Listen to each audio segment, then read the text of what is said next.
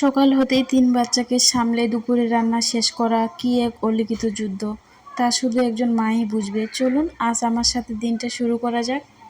আসসালামু আলাইকুম এভরিওয়ান, কি অবস্থা সবার? আপনারা কেমন আছেন? আশা করি আপনারা সবাই ভালো আছেন। সো আজকের ব্লগটা আমি সকাল থেকে শুরু করেছি, আর আমি এখানে বাবুদের জন্য কিছু নানপুরি বানিয়ে নিলাম। সো তাদেরকে খাইয়ে আমি রান্নাঘরে আবার চলে আসছিলাম কিছু কাজ করার জন্য। তাতেই আমি দেখছি বড় বাবু কান্না করছে। তো দেখলাম যে তাকে এই যে চোখের কাছে দেখতে পাচ্ছেন দাগগুলো, এগুলো আমার ছোট বাবু তাকে মেরেছিল।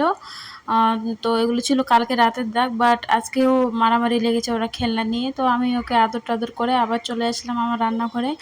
বাচ্চাদের দুষ্টুমি, রান্নাবান্না আর নিজের কিছুটা সময়, এইভাবে কাটে আমার প্রতিদিনের জীবন। সবাই বলে মায়ের নাকি ১০ হাত, কিন্তু সত্যি বলতে আমার কোনো জাদু নেই। আছে শুধু একটা মন যা নিজের ক্লান্তি ভুলে সন্তানের মুখে একচিলতে হাসি দেখতে চাই। সো আমি ওদেরকে একটু একটু করে দেখে দেখে আসি, একটু খেলা দিয়ে আসি, একটু আদর করে আসি, আর আবার আমি আমার কাজ শুরু করে দিই। এইভাবে চলে আমার সারাদিন।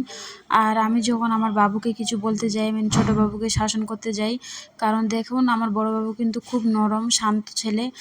আর যখনই আমি কিছু বলতে যাই ছোটো বাবুকে, তখন আমার বড় ছেলে কিছু বলতে দেয় না। না মা, ওটা আমার ভাই, ওটা আমার সোনা ভাই, তুমি কিছু বলবে না।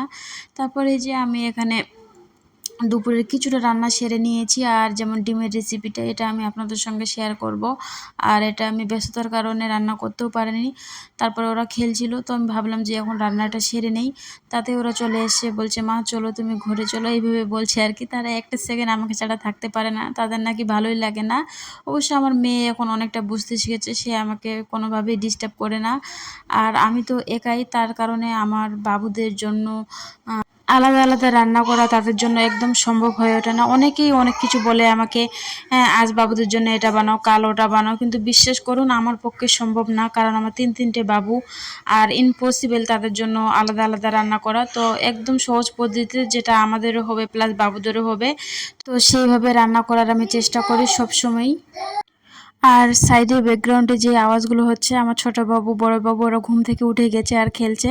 আর এই ব্লগটা প্রায় ২-৩ দিন আগের আমি এডিট করে রেখেছি, বাট ভয়েস ওভার দিতে পারছিলাম না, তো ভাবলাম আজকে দিয়ে দিই। তো আপনারা প্লিজ ব্যাকগ্রাউন্ডে যে বাবুরা খেলছে ওই আওয়াজগুলোকে আপনারা স্কিপ করবেন।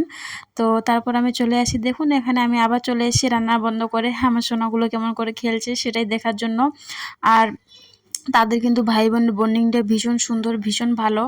আর আমার বড় বাবুকে দেখলেন না, খুবই মায়া হয়। আর আমার ছোট বাবু একটু বেশি দুষ্টু, তো আমি তাকে তার সামনে একটু গালি দিচ্ছিলাম যাতে আমার বড় বাবু আনন্দ পায় তার জন্য, বাট সে তো আমাকে গালি দিতেই দেয় না।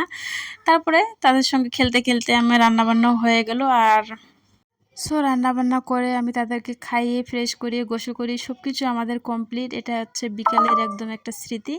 তো আমার লাস্ট রিভিউটা নেওয়ার আমার একদম মনে ছিল না ব্যস্ততার কারণে, তো অন্য কোনো দিন আপনাদের সঙ্গে আবার আমি শেয়ার করব। সো আজকের ব্লগটা এখান থেকে, আপনারা সবাই ভালো থাকবেন, অ্যান্ড আমাদের জন্য আপনারা দোয়া করবেন। আল্লাহ হাফিজ।